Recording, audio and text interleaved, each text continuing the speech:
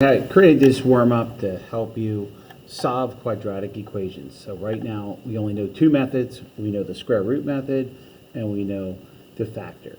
Okay, so on your quiz, you're going to have, the front page is going to be 6 of these. So you have to recognize, okay, which method you're going to use. So if you just have something being squared, you can just use the square root method. But when we have a squared term and then, say, an x term, you have to factor. So that's how you're going to be able to tell. So this first problem, couple moves, I can get what's being squared all by itself. So I just see a k squared. So everything else is numbers. So I'm going to undo the plus 6 by subtracting 6. You get negative 22. You have to divide by 2. And we're going to have k squared equals negative 11. And then our last move to solve for k is to take the square root of both sides. So when you take the square root of a negative, we know it's imaginary. And anytime, the moment you take the square root, you have to remember plus or minus. So in this case, all I can say is plus or minus I root 11. And we're finished. You can't simplify that. We don't want decimals. Just keep it in that radical form. Okay? Next one, very similar. We have to get the v squared all by itself. So my first move, I'm going to add 9 to both sides. So 8v squared equals, and I know it's going to be 392. So plus 9, 392, and then I'm going to divide by 8. And when we divide by 8, we get 49, which is nice because we should recognize that 49 is a perfect square. So when we take the square root of both sides, we're going to have plus or minus 7, okay? So remember, in the big idea assignment, they made you write both answers. They made you write a positive 7 and a negative 7. This notation takes care of both answers, okay? So number 3, same thing. I'm hoping you're recognizing that it's just something being squared. I'm going to get the x squared all by itself. It's going to take me 2 moves. So 231, subtract 7, we get 224. We divide by 7. We divide by 7, we get 32. And then we take the square root. Okay, now this is where I would want you to have it in simplest radical form. So you have to know that 32, there is a perfect square. And the largest perfect square, even though 4 fits in, it's not the largest. You need to recognize that, I'll show it here, that I can divide by 16, okay? So really 32 is root 16 root 2. So best answer is plus or minus 4 root 2, okay? So just make sure you understand how to simplify. I'm not going to try to have any outrageous numbers. We have the list of perfect squares on my sideboard, so it should be pretty easy to simplify, okay? Number 4 is also a square root. This time when we add, we get 9v squared equals 100. And then notice here, this is where I would prefer you not to actually divide, because I have v squared equals 100 over 9. They're both perfect squares, okay? So when I take the square root, I just need plus or minus. The square root of 100 is a 10. Square root of 9 is a 3. Okay? So, again, if you would have, we don't want decimals. So if you would have divided 100 divided by 9, it would be a decimal. So look out for perfect squares. Okay? This next one, still the square root method, but you can't square this. I see so many people think it's x squared minus 9. It's not, okay? When you square a binomial, you'll get a trinomial. It's just going to make the problem so much harder. And all you have to do is take the square root right away, okay? So what's being squared is this x minus 3. I undo squaring by taking the square root. So I'm left with just x minus 3.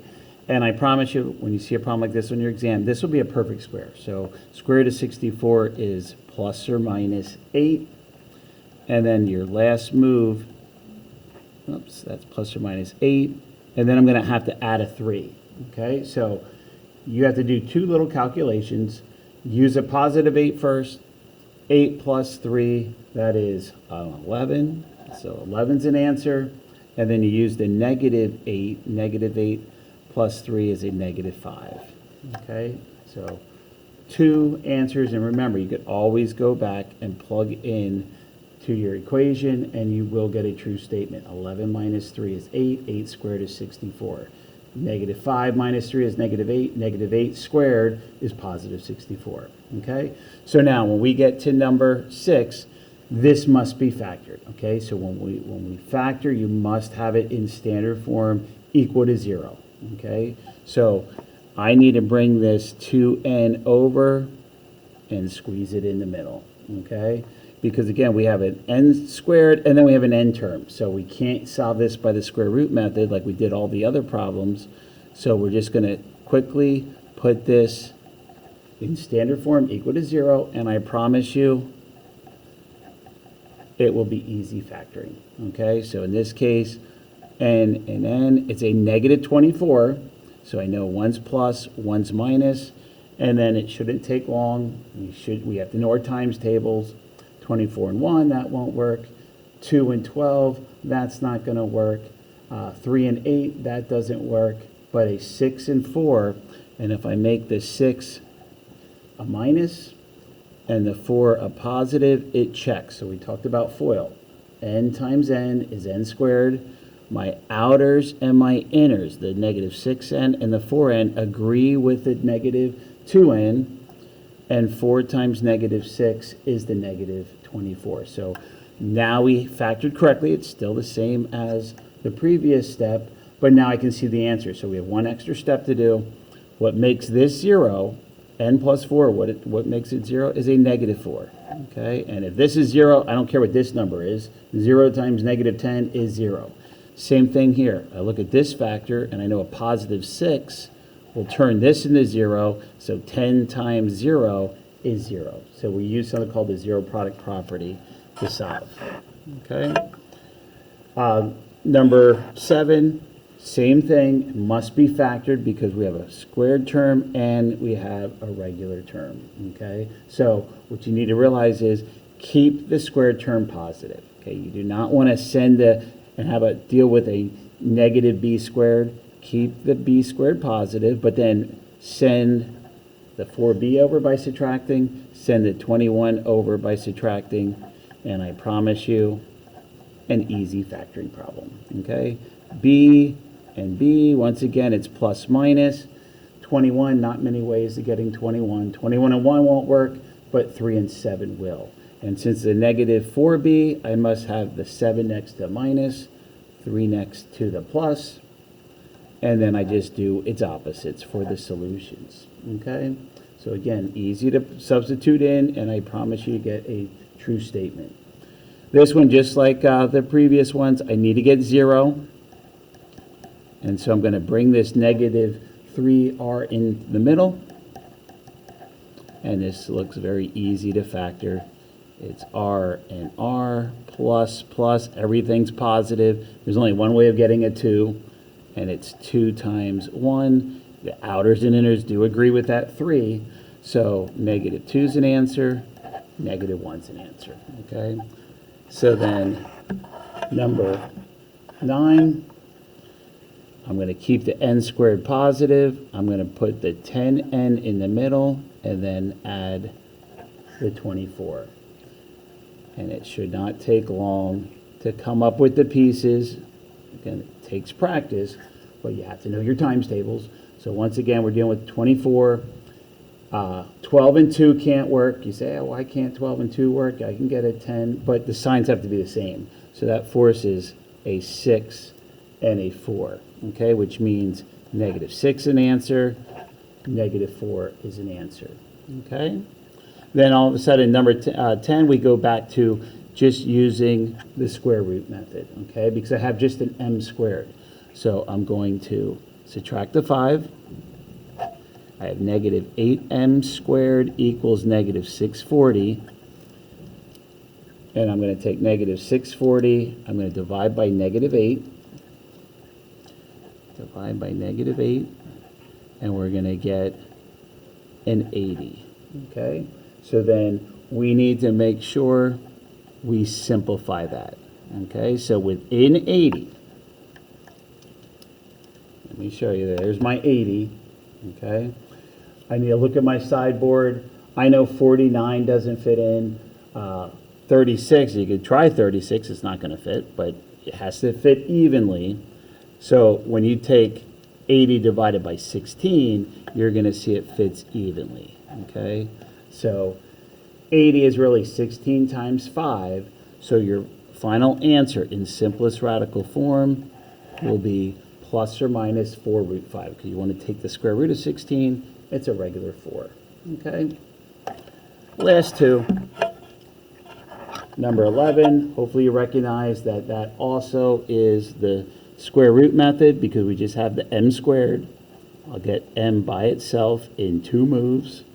So I subtracted 7, and I'm going to divide by 10, and I'm going to get 60. And then what you need to do, just like all the other problems, see if there is a perfect square. Don't leave it in this format. We don't want a decimal. So this time I'm dealing with 60. Again, look at the sideboard. 49 is not going to fit. Okay, 49 is not going to fit. 36 won't fit. 25 won't fit. So what you're going to see is, oops, 60 doesn't fit. I think it's just a 4. So 4 will fit.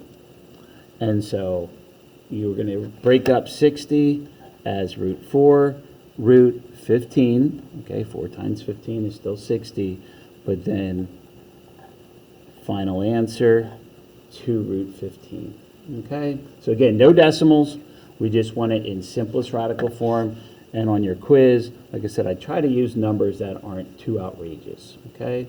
This last one, we can't add a 5, we can't do anything to what's inside, we don't want to expand that, so I'm going to get rid of the minus 5. So we're left with 2x minus 5 squared equals 25. So then to undo square, and again, we do not want to turn this into, again, a lot of students think it's 4x squared minus 25. No, it's not, okay? There is a middle term there. You get a trinomial if I wanted to expand that, and it just makes the problem so much harder. So don't do that. Just simply take the square root. I promise this will be a perfect square. And when you take the square root of 25, you'll get plus or minus 5. So then I just have 2 moves to solve for x. So keep your plus or minus 5, but realize you're going to have to add a 5 to get rid of this, and then divide by 2. Okay? So 2 calculations. Use a positive 5 first. 5 plus 5 is 10. Half of 10, 10 divided by 2, we're back to a 5. Okay? And then when you use a negative 5, negative 5 plus 5 is 0. 0 divided by 2 is 0. Okay? Obviously, if you plugged in a 0 here, 2 times 0 is 0. Negative 5 squared is going to be a 25. 25 minus 5 is 20. Okay? So again, all your answers can be checked. Okay? So that took 13 minutes to do 12 problems. You're going to have half as many to do on your quiz. But we have to know instantly how to approach solving the equation. Okay? Thank you for watching. Hopefully this helps. Take care.